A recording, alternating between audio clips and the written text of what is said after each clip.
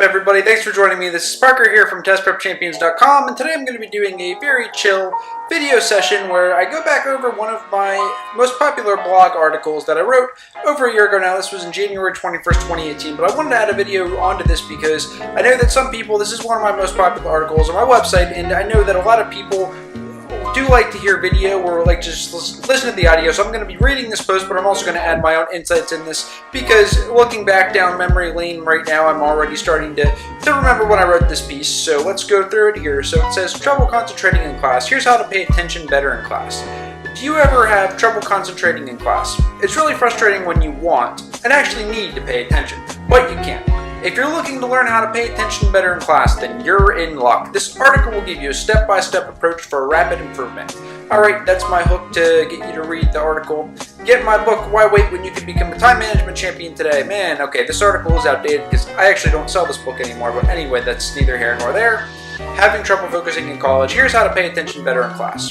If you're having trouble concentrating in class, don't worry. Today's the day you learn how to pay attention better in class. Do any of these things ever happen to you? You spend hours reading your textbook or scrounging YouTube to figure out what you missed in a lecture when you couldn't focus. You often have to reread paragraphs in your textbook several times because it's so hard to focus. You're frequently caught off guard by exam questions on topics you swear were never covered in class. You sometimes space out during the first few minutes of class, miss something important, and then have no idea what's going on for the rest of the lecture. This content is not available. Yay! Okay, if you can relate to any of these in any way, then you're in luck, because today is the day you learn to fix it. But before we get into how to pay attention better in class, just how big of a problem is not being able to focus in class in the first place? In a study, researchers wanted to measure how often students' attention wanders in class, and I link you to the study. They gave students in three different chemistry courses electronic clickers. The students were told to click every time their attention wandered. Their clickers were wirelessly connected to a computer to track the lapses in attention. The results showed that a major spike in attention lapses happened just 30 seconds into the class. They saw further spikes around 5, 7, and 10 minutes in. Sound bad? Well, it gets worse. The lapses happened more and more frequently after the first 10 minutes. The spikes then peaked near the end of the lecture, occurring about every 2 minutes. Short lapses in focus lasting just 30 seconds to a few minutes during class are probably costing you a lot more than you think. Why it's so hard to pay attention in class? The average college class lasts between 50 and 90 minutes. What's so hard about sitting still and paying attention for that long? Well, a lot actually. Focusing isn't just about keeping your attention on something, it's about not concentrating on everything simultaneously competing for your attention. What competes for your attention? For one thing, visual and auditory stimuli from the environment. So this could be things like the professor's voice, which actually that really should be what you're paying attention to, but other things like students talking and gossiping and talking about their weekend and their parties and fraternity and sorority engagements and cell phones going off, and you're trying to pay attention and you look down and there's people on Facebook and Instagram on their phones, and they're on Pinterest, and some people are on Tumblr. I mean, yeah, a lot of people still do use Tumblr. I like Tumblr myself, but some people have moved off of it at this point in 2019, but to each their own. See, look, I just had a lapse in my own attention. So let's get back focused here. So anyway, also anything else in your visual field besides your teacher's props, their lecture slides, their whiteboard, etc., like peers sitting in front of you and beside you, exit signs, classroom door, etc., etc. Harder still, your own internal thoughts compete for your attention. If you're hungry, thirsty, or tired, these feelings will make it harder to stay on task. And if you're stressed out or just had an argument with a friend, the related feelings also compete for your focus. Obviously, since you're here right now, following along with this post, you have your own reasons for why being able to focus in class is important to you. But the benefits cannot be emphasized enough. Why is paying attention in class so important? Well, to illustrate this, do you mind if I make a rough analogy? Awesome. Learning is like making a map. Whenever you're learning something new, your brain works very hard to make a mental map of the topic. When you don't give the learning activity your full attention, your map comes out incomplete. In contrast, when you're fully engaged, your map comes out not only faster, but richer and with more depth. Now, of course, your map won't come out perfect on the first try, even if you're fully engaged. You're still going to have to put the time in outside of class to perfect your map, but your review will be much easier and less painful. So in other words, when you're able to focus in class, you'll learn faster and remember longer. Click to tweet. By maximizing your focus in class, you'll naturally learn faster and remember longer. Alright, what's in this for you? Kind of the focus of this guide, pun intended. I thought I was pretty humorous when I wrote this. Let's be real, you've read this far because you're having trouble focusing in class, and that's a problem you'd like to solve. if I've done my job well, reading this post, or in your case, listening to this post, will help you implement these ideas and you'll ultimately improve your results. At most, what you'll learn will completely solve the problem for you. At the very least, it'll raise your awareness to the point where solving your focus problem becomes so much easier. Sound like a good deal? Awesome, then let's get started. Your key performance indicator. Oh, I remember making this now. If you can't measure it, you can't improve it. That's a very famous quote by Peter Drucker, and yeah, that is a very true quote about almost anything in life, really. If you can't measure it, you can't improve it. And so just think about your class schedule. Pick out the class that you have the most trouble focusing in. Don't worry about any of your other classes for now. If you can get the hardest one under control, the rest is going to be easy. Next time you go to class, tally up all of your attention lapses. In other words, make a record of all the times that you space out. So the simplest way to do this is to you can bring a sticky note to class or an index card, or just do it in the margins of your notes if you're taking notes, or you can do it on your computer too if you're taking notes by computer. I know a lot of students do that nowadays, which is totally cool. That's how I take notes in my college classes right now. But anyway, so what you'll do is each time that you have a lapse in focus, you just put a slash on the index card or sticky note or whatever you're using, and then after class you're going to count your total number of tallies. And like this idea comes from that study that I mentioned earlier where they're using clickers to track their attention lapses. So the point is that you're going to sit through your hardest class or whatever class is hardest for you to focus in, and you're just going to write down your tallies each time that your attention lapses. And so this is really important because you're doing multiple things that I believe I talk about here in a minute why this is so important, but I don't really care what your starting number is. If you only have 5 lapses or if you've got 105, who cares? Just get a record, okay? Here's just a reminder to focus. Now, there's 2 main reasons why you're doing this. The number of times that you lose focus is your key performance indicator. Like Peter Drucker said, if you can't measure it, you can't improve it. So if the number is going down over time, that's a great indication that you are in fact improving. And the practice of catching yourself after you've lost focus and self-strengthens your attention span. I really like number 2 because that is just the practice of becoming aware of your own awareness, so to speak. It is going to help boost your focus. That's really like in meditation. People often find that they'll do meditation and they'll lose track of their focus, and then all of a sudden they'll remember that they're supposed to be meditating and they'll try to get back into their meditation. But over time, you start to gain more awareness of when your attention span is wandering. And so just the act of just keeping these tallies, it does these 2 things which are really awesome, is that you're going to get that measurement so you know how to improve, like Peter Drucker says, but also just the practice of doing this is going to help you really kick it into high gear.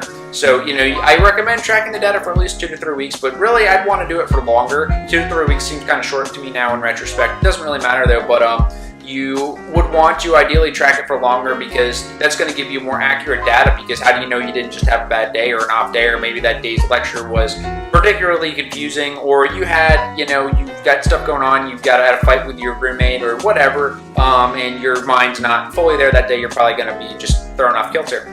And yeah, you can get this 20 top tools and apps for maximizing focus. Oh, this is why so many, okay, so yeah, this is why I've been getting people signing up for this, like on my email list so much. Okay, that makes sense now, because I have this in this article. So yeah, you can get that. I made a list totally free of 20 top tools and apps for for maximizing your focus, and yeah, it's totally free. Just put your email address in, and I'll link to this article down below, and you can do that. But yeah, there's an app that's going to do this for you. So it's included in this list, so you don't have to necessarily do it by tallying. Although if you keep track of it on the app on your phone, then you might be tempted to just go on your social feeds or whatever on your phone during class, which kind of defeats the point, but to each their own. And so before you get to class, if you really want to maximize your focus, I highly recommend you putting some preparation in before class. And so one of the main reasons that students have difficulty paying attention in class is because it's hard for them to follow with a lecture, and if you can't understand what your professor's talking about, it's a lot harder to stay focused. And the solution is to do your reading before class and to make an outline, and this is going to significantly boost the value that you get out of that lecture.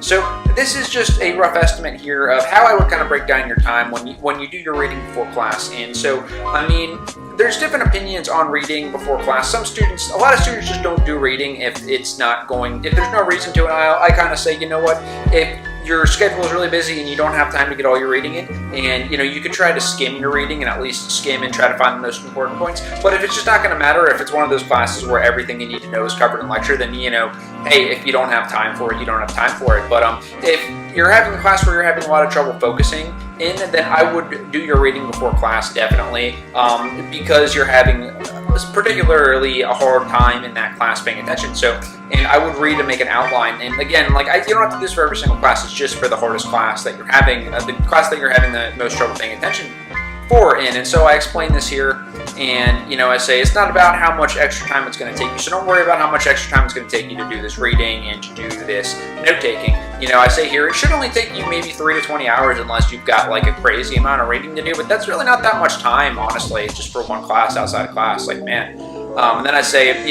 just remember, it's about increasing the value you get out of lecture. It's not about how much time it's going to take you. So it's going to be well worth it.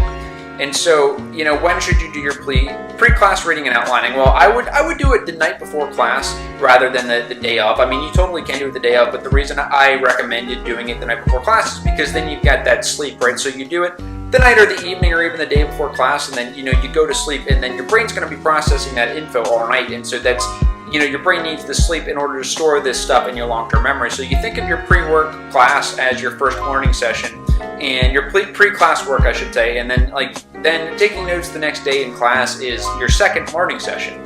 Okay, so by the time that you go and you sit down after class to study your notes, you'll have already had really 2 learning sessions in. You'll have had that first session where you read, or you can skim a little bit. I mean, I'd recommend to try to read as much of it as possible, but you can definitely skim, like if it's just taking you an extremely long time. Just make sure you get the main points and just make your outline, which I'll show you how to do here. And, when you space your learning sessions out over time, instead of massing them into one day, it's going to boost your memory. It's going to strengthen your long-term. It's going to strengthen the memories, and you're going to recall them more easily. And I have a post on the spacing effect, which is actually one of my other popular posts. Maybe I'll make a video about that. But anyway, I say that it is totally fine to do this the day of class. I mean, if that works. I just recommend doing it the night before so that way you can sleep on it. But hey, whatever. And I say the best and fastest way to do your reading so you can pay attention before class. And these are just some suggestions. I mean, if you have your own way you like to do your readings, that's fine. These are some suggestions. So don't try to memorize anything yet. Just get through the reading, and don't make your outline while you read, because I don't want you to slow down during the reading and really think that much. I just want you to read, focus on what you're reading, and just try to ask questions and really just try to process it. Don't take notes. You can do that during class. I wouldn't even take many notes, honestly, or any notes during your initial read through. Just read through and get that outline made. Don't take too many notes because you don't really know what's important yet. So if you sit there and you try to just take all these notes while you're reading, then how do you know what's even going to be important? Maybe your professor's not going to emphasize all the stuff, so you're just going to waste your time. So don't spend more than a few minutes trying to clear things up that confuse you. If there's stuff in the reading that you don't understand, try to think about it at first, but if you're just stuck on it, then just mark that down on your outline or make a note that topic is troubling for you, so that way you'll know to really zoom in on that in class when that comes up. So now I say the best and fastest way to make your outline so that you can pay attention better in class. So after you've done the reading, skim back through, find the most important points, and put them on your outline. This might come up, this is coming out a little bit blurry on the video, but anyway, this is the outline method for note-taking. I have another video I made on note-taking too, but anyway, I say recommend using the outline method to put it all together. And so basically the way it works is you're going to use a main topic, a subtopic, and related points. And so as you go through your outline, you just put the main topic and then break that down into subtopics and related points. And just keep doing this. And like I said, you don't really need to put in that many related points at all. I mean, don't really waste that much time. Just go back through, pick out the 3 to 4 or more. Don't go crazy. Just pick out the main topics in the chapter and then pick 3 to 4 subtopics that you think are going to fit under each main topic. And usually this is going to be really easy because if your textbook is set up the way 99% of textbooks are, right, you're going to have those headings in the text. So you just take that heading, and that's going to be your main topic. And then if there's subheadings, those are your subtopics. And you can put some related points on, but like I said, don't go too crazy with the notes because you don't know yet what exactly your teacher's going to want to emphasize, so you don't want to waste your time. And I say here, why should you list at least 3 to 4 main topics per chapter? Having to pick just 3 to 4, even if you think there should be more, focuses you to identify on what's most important in the chapter. So yeah, I still do agree with that advice. I mean, that definitely, if you give yourself a limit, then you're not going to just go crazy. You're just going to zero in on those main points, and that's going to help you because you're going to really try to think and you're going to process more because you're going to limit yourself to what you put on the outline. So you're just going to be putting on the most important things. But I mean, in retrospect, I wouldn't go too crazy. Like I maybe wouldn't do more than 6 or 7 or even 8 or 10. I mean, I think that sounds like it's pushing a little bit, but I would probably do 3 to 6 would be fine. 3 to 4. That seems like that might be a little bit on the lighter side, but I mean, that's what I originally wrote, so I'll leave that in here. Anyway, so I say, not only does this simplify your outline, it helps you with your future test prep. And so, I mean, largely I do still agree with that, but I would extend that to 3 to 6. So anyway, I say think about it. If you understand the most important stuff, learning the rest is all downhill. Plus, the most important stuff is virtually guaranteed to be on your exam. Yes, everything else is still fair game. Yes, you absolutely do need to know it all to ensure you get an A, but at the very least, count on being asked about the most important topics a lot. Now, you can expand on the subtopics by including a few of the most relevant points underneath them if you'd like to. This step is 100% optional though. Again, the details aren't what's most important here. And then I say again, limit your subtopics, and I still do stand by this in retrospect. I would limit your subtopics. Don't go too crazy. The point is you just want to get this outline, and I would just try to keep your outline on 1 to 3 pages. Don't go too crazy here, but you want to get an outline. You want a visual map of what's going on in the chapters here. And so just go with your gut. I mean, don't go too crazy here, but definitely do that reading and definitely just map out what the most important stuff is, because this is going to be important, and I'll tell you why in a second. So, oh, I love this. I remember drawing this.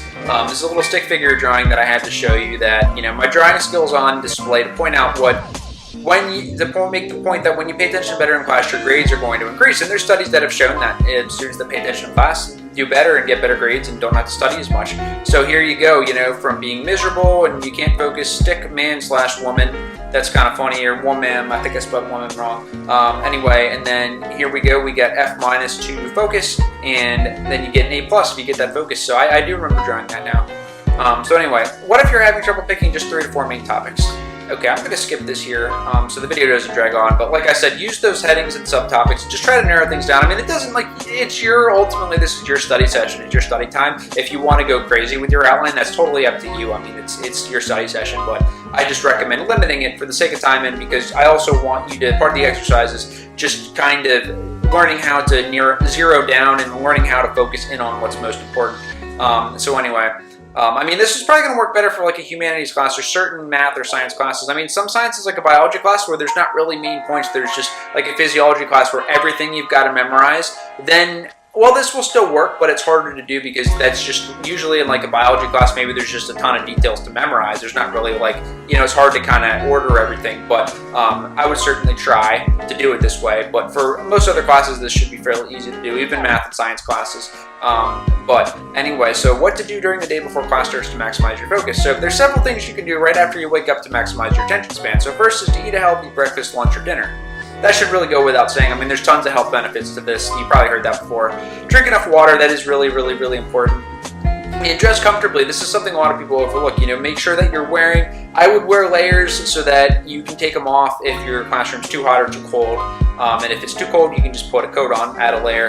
And definitely in the mornings, make or review a to-do list. Hopefully you make to-do lists. If not, this is a good time to start doing it. And definitely review your schedule for the day also. And these we're going to seem like trivial points, but they're really not. There's a lot of science behind this. I'm not going to go into this here. I go into it more in my other post I have on this called Fierce Focus. Maybe I'll make a video of that as well. And also in my book that I've been writing, I had this draft on a focus book. I don't know when I'm going to finally release it, but there's a whole lot of science why you have to do this. So for now, just trust me on this. Prepare for class. Make sure that you're not going in on an empty stomach and you're not dehydrated. Make sure that you're feeling energized. Bring snacks if you're allowed to, like fruit, veggies, crackers, Slim Jims, energy bars, almonds, and sugary drinks like fruit juice or Gatorade are also good. I'm not sure why I said sugary drinks like fruit juice or Gatorade. I mean, I don't know why anyone would. Here I am kind of making fun of myself for saying that, because usually people don't advise you to drink sugar, and I would not want to recommend sugary drinks, so maybe I'll edit that. But basically what I meant here is that fruit juice or Gatorade, stuff that's going to, keep your blood glucose levels fairly high, because as you study and as you focus, your brain is going to, is using up glucose and your blood sugar is going to drop, and it's going to be harder for you to pay attention. So that's all I meant there, is make sure that, you can bring Gatorade or something like that to sip on. But in general, sugar is very, very bad for your health, so you should just limit your sugar in general. But it is kind of funny now in retrospect that I said that. Anyway, so there was this phenomenal post that Sam Gamble, I still love this post. I'm in love with this post that she wrote a couple years ago now, but 10 budget foods to boost your brain function. Phenomenal post. She did a great job of talking about ways that college kids can save money on their food and get foods that are going to be healthy for you. So if you don't know much about nutrition, I'd recommend checking that out. Again, I'll put a link to this blog post down below. You can go on the article and then go to this part of the article and click that. Then I say, why is making a to-do list and planning your day so important? There's a phenomenon in psychology called the Zeigarnik effect. I think that's how you pronounce that, but I'm not sure. Finding that we think about unfinished work more than the work we've completed.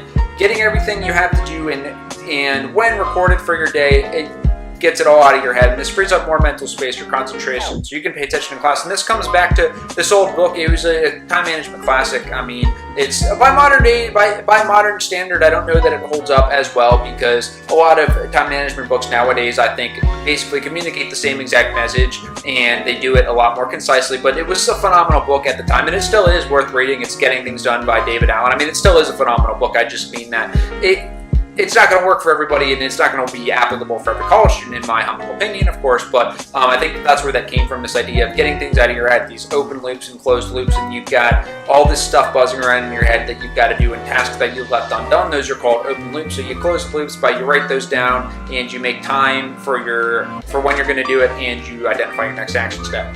So then I've got these tutorials here on making a to-do list and how to prioritize, and you might be sitting here thinking, how to make a to-do list? That's obvious, you just write things down, and yeah, it is that simple, but really, I mean, I gave you a couple different methods and a couple strategies. I mean, some people don't do this, and same with prioritizing. You know, I mean, if you have trouble with this, I give you some good strategies for how to do that. Okay, what do you do during the 15 minutes before class starts? Alright, so say you followed my advice and you did your reading and outlining the night before, and you're going to get enough sleep and eat healthy and hydrate yourself, then you've already got a head start on most of your classmates. And, you know, a lot of this is just being intentional about your time, just setting your intention that you're going to focus and you're going to be prepared every day for class and what you're going to do, rather than just being reactive and just going into your lecture and just hoping that this is going to be different from all the other times. That's not how it works. If you want to make that change, you've got to discipline yourself in order to really, you know, get ahead and do some work before class to prepare, and just make sure that you're going into class and you're going to feel good, you're going to have energy and be hydrated. And so I want you to also make sure that you get to class early. Get to class 10 to 15 minutes early, or at least 5 minutes early. At the very minimum, be 5 minutes early. And the reason I want you to do this is because I don't want you running in at the last second, because you're going to get in there out of breath, and you know, if you're a minute or two late, you're just gonna beat yourself up the whole entire time. Okay, you're just going to get in there and beat yourself up for being late, and then you're going to beat yourself up for coming in late, and you're going to wonder if everyone was staring at you and if you disrupted the classes. So just don't do that. Don't be late. Get there early, and I want you to get there early and just sit there and just take deep breaths and relax and just think about what's coming up in the lecture. Okay, you don't have to, like, you know, just do this deep reflection on the material, although you can if you want, but I just want you thinking about what you have to do, setting your intention. Set your intention for what you're going to be doing during the lecture, and that's going to be focusing. So I say blah blah blah. Okay, I'm not going to read this all. Yeah, I mean, I said here, really the only excuse for not being 10 to 15 minutes early is having another class or engagement beforehand that runs close to your class time. I mean, you can't help that, but otherwise, definitely, you know, take control and be early. I mean, if you're someone who has a lot of trouble focusing in class, and you're also running late, or you get there right at the last minute, I guarantee, like, if you just get in there earlier, okay, 5 to 10 minutes earlier, and just sit there and relax and think about what you're going to do, I guarantee that's going to make a big difference. You know, okay, so I said here, remember the research study that we talked about at the start. The researchers observed lapses in attention starting as early as 30 seconds into the lecture. This accounted for a settling in period. So recall that paying attention isn't just about focusing on a stimulus, it's also about not focusing on competing stimuli. The process of unconsciously tuning out a stimulus after you get used to it is known in psychology as habituation. So letting go of everything but what's pertinent to the lecture is in part in effective habituation. So the earlier you get there, the faster this happens. This really will help you pay attention better in class. Okay, so here's the point we really want to get at here. So again, you're going to track your lapses during the class. You're going to, every time you have an attention lapse, you're going to just mark it down in the margins of your notes or on a sticky paper. And if you get lost or space out, use your outline to try to figure out what part of the lecture you're on, right? So usually the teacher is going to be lecturing. I mean, they're not making the stuff up. They're lecturing usually just according to the textbook. I mean, they've got their own version and their own spin, but like they're kind of following the way that the textbook outlines the material. So if you get lost, you can just kind of try to listen and get back in and listen to what he's talking about and kind of follow your outline and say, okay, well, we've already talked about this part of the material, now we're on this part, you know, so that's going to help you. And those topics that you marked down the night before that you had trouble with, make sure that you really pay extra close attention there. And I recommend keeping a separate notebook or planner handy. If you get any intrusive thoughts about things you need to do that aren't relevant to the lecture, take a few seconds and get them down on paper. So basically, what I mean by that is, like, if you're sitting there and you remember that you're supposed to call and make an advising appointment, you're supposed to call your parents, jot it down in like your planner, have your planner handy, and get back into class. Don't just leave it in your head, because it's just one of those open loops. It's going to keep buzzing and buzzing and buzzing in your head until you close the loop, and you close the loop by writing that down and preferably making a plan for when you're going to review it. So then after class, you compare the notes you made to your outline. Did your teacher gloss over any of the topics you thought were most important? If so, revise your outline to reflect this, or at least make a note so you'll know for your test. Review the number of lapses that you tracked. Maybe even make a spreadsheet so you can easily observe your improvements over time. No matter what your starting point is, at least you'll know where you're at. Challenge yourself to beat this number every class. Keep repeating the process of reading, outlining, and preparing throughout the day until it becomes a habit. In just a few short weeks, you'll be able to pay attention better in class. Treat this like a game and never stop improving. And there's the great Ben Franklin. Okay, what's next? Download this free How to Focus Better in Class checklist and take it to the next level.